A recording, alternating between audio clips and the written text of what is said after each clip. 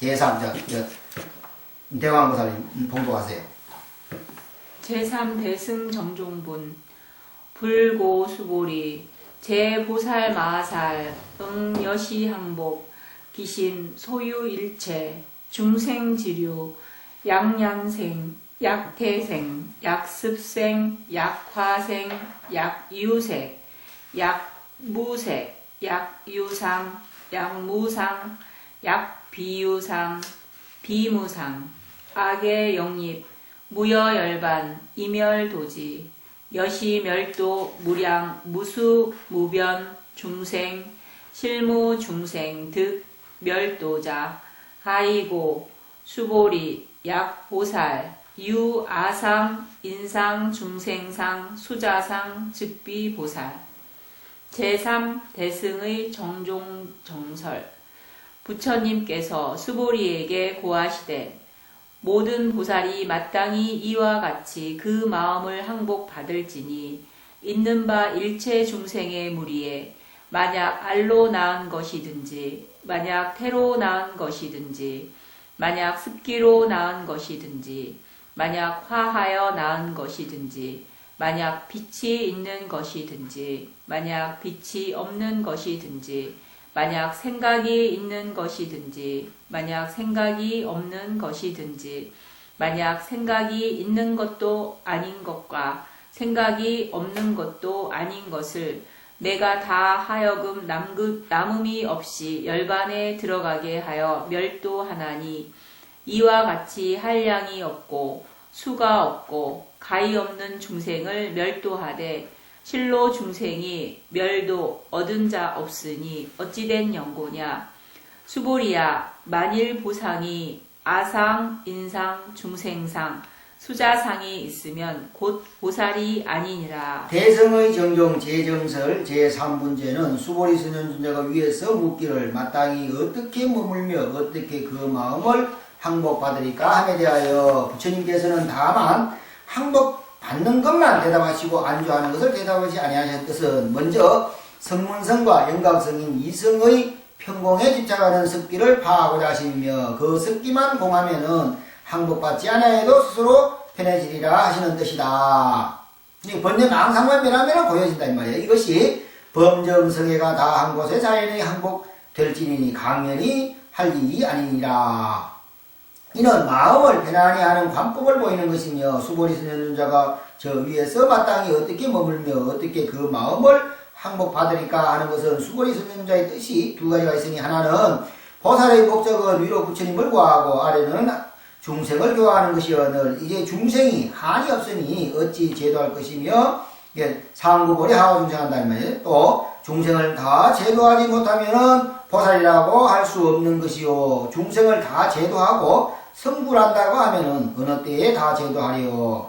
만일 이러하다면 어떻게 그 마음을 항복받을 것이며 그 마음을 안주할 것인가. 이와 같이 불안한 마음이 나서 급히 항복받는 법과 안심하는 법을 묻는 연고로 부처님께서 대답하신 뜻은 내가 없음을 주장하시고 참나가 본래 불도를 가히 이룰 것이 없고 또한 중생을 가히 제도할 것이 없음을 아신도다. 중생이 비록 많다 해도 12유생에 낳는 것이 없고 12유생이 많다 해도 태란섭파에 낳는 것이 없으며 태란섭파생이 많다 해도 색법과 신법에 낳지 아니하는 것이니 색을 말하자면 색이 있고 없는 두 가지 낳지 아니하고 있고 없는 두 가지에 낳지 아니하고 마음을 말하자면 생각이 있고 생각이 없는 두 가지에 낳지 아니하니 그 극도에 이르러 말하자면 있는 것도 아니요 없는 것도 아니라고 하는데 지나지 아니하니 이것이 12망상이 되거든. 이 망상이 본래 공한 것이라.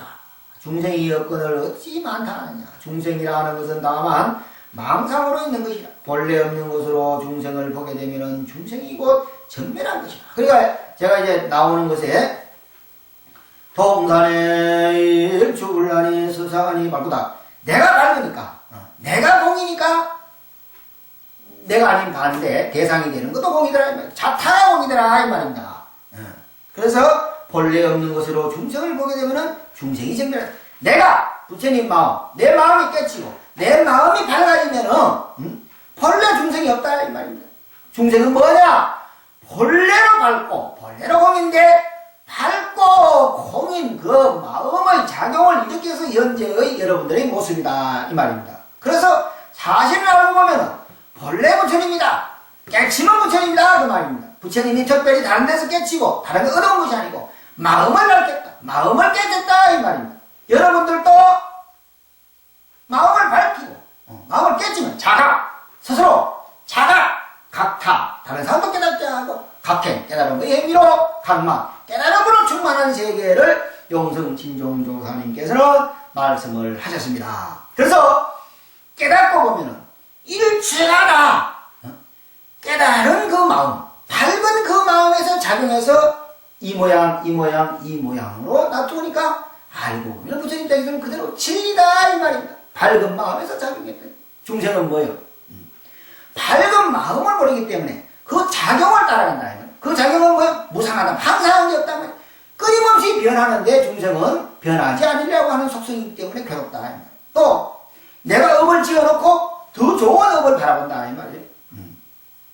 그래서 중생이 괴롭다. 이 부처님은 본래로 내가 밝다. 밝기 때문에 어떻다? 밝은 것에 머물러 있지 않고 인연 따라 수연성, 인연 따라 작용하더라 이 말이에요. 그 마음이라는 것은 밝은 거, 공만의 마음이 아니고 그 공이 그대로 자성을 지키는 게 아니고 불수, 자성을 지키지 않는다 이 말이에요. 작용한다. 대상을 만나면 작용을 하더라 이 말입니다. 수연, 인연 따라 작용을 하더라. 인연 따라 작용해서 뭐야? 현재 이 모습, 이 모습이다 이 말입니다. 그래서 본래 밝은 마음에 작용을 일으켰다. 그러나 차원이 다르겠죠. 부처님이 밝은 마음, 깨달은 마음, 공으로 가는 것은 그냥 한순간에 부처님이 공으로 가신 게 아니라 이 말이에요. 여러분도 알겠지만 부처님이 본생경이라든지 이런 내용이 보면 부처님은 인행에 수많은 보살도 내가 없는 걸 일찍 알았다 이 말이에요. 알았는데 그 어떻게 했냐? 내 몸을 던져서 호랑이를 주기도 하고 의사가 되어서 하기도 하고 비구의 모습으로 돼서 부처님이 꼭꼭 수많은 모습으로 나타면서 끊임없는 내가 없는 행위를 끊임없이 보살, 그것이 이제 보살행을 하셨다 이 말이에요. 예? 그래서 마지막에는 도솔출 내용구에 호명보살로 계시다가 그 보초에 계시다가 그래서 어디로 갈까? 눈비리 가비라궁의 마야궁과 정반왕의 몸을 빌어서 부처님이 태어나셨는데 다시 이 세상을 보니까 사문을 유관하니까 괴로움의 고해에 받아들이더라 이 말이에요. 왕이 된다 하더라도 괴로움이다 이 말이에요. 그래서 왕이라는 것도 놔두고 그래서 수행자를 찾아갔다 이 말이에요. 수행자를 찾아갔지만 그 스승을 만나도 완전한 그 대자유, 완전한 깨달음을 알고서 마침내 모든 보살도를 놓고 모든 이치의 공을 놓고 자연히 수건이 버리수 나무 밑에 선정해 계셨다. 그래서 나월 8일에 깨달음을 얻었다. 그래서 부처님은 대광명, 여러분들이 절에 가면은 대광명전이라고 있을 것이다 말이에요. 대광명. 그래서 육조 해능대사도 오직 마음 대광명체의 작용이다 그랬다 이 말이에요. 달마대사의 현명론을 보면 마음이라는 것은 아주 밝다 라고 말씀을 하셨다 이 말씀입니다. 곧 정멸한 것이라 이와 같은 시이류생을 무여일반하여 들게 하여도 본래 중생을 가히 제도할 것이 없는 연고로 중생이 공한 것이요 불도가 공한 연고로 불도를 가히 이룰 것이 없느니라. 어찌하여 그리한가 하면은 아상이 없는 적 인상이 없는 것이요 인상이 없는 적 중생상이 없는 것이요 중생상이 없는 적 수자상이 없는 것이요 중생계가 공하면은 불과가 자연히 멸하인 무엇이 제도하기 어려우며 무엇을 이루기 어려우며 다만 내 마음의 중생이 공함을 요달할지어다.